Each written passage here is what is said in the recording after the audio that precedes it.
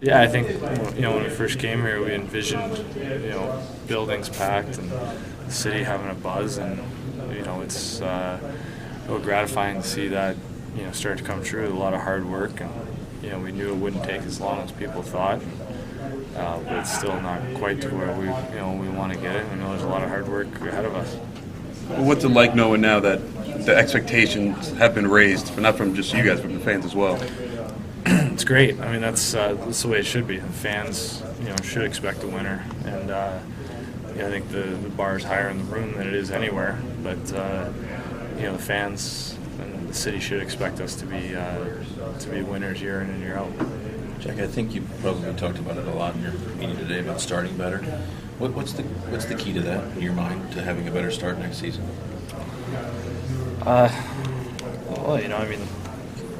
You try to hit the ground running. I mean, I wouldn't say that guys, guys come into training camp now in better shape than when they leave at the end of the season. So it's, I think it's more mentality and mental than physical, I think.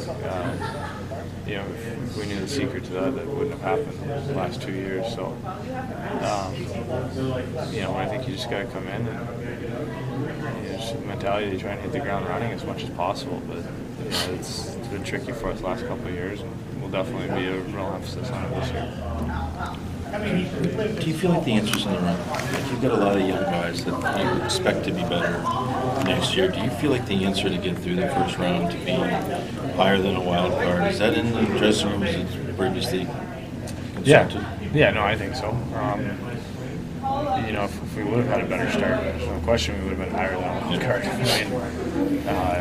By better start, meaning I think all we had to do was be 500 to start the season. We would have been higher than a wild card. So that's not asking too much. This was a series that there's games we lost we could have won. It was a tough series, and I think either team could have won it. Came up short, but yeah, to answer your question, definitely. If you're asking if we can finish higher than a wild card and get past the first round, the guys in the room, absolutely. That's a no-brainer. Jack, as an athlete, is it harder for someone to battle low expectations or meet higher expectations now that this is your new challenge?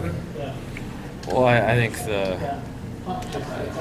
if you're at this level, meeting high expectations comes natural, and that's what you thrive on. I think changing a culture that has had low expectations, and people that have had low expectations for the city, that takes longer for that to turn around and for people to realize that the expectations are high.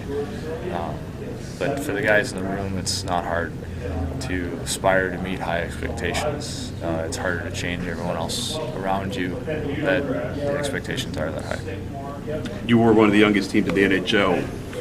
How impressed were you with the young player, not just the defenseman, but I guess the young players overall? Yeah, I think they did great. They're huge parts of our team.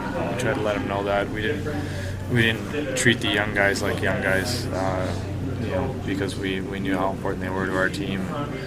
They're going to be even bigger parts of our team next year, and we expect them to be better, and we know they'll be better, and we're all going to have to be better to keep going and get closer to our goal. And but I think they had phenomenal years, and we'll look for them to be even better next year.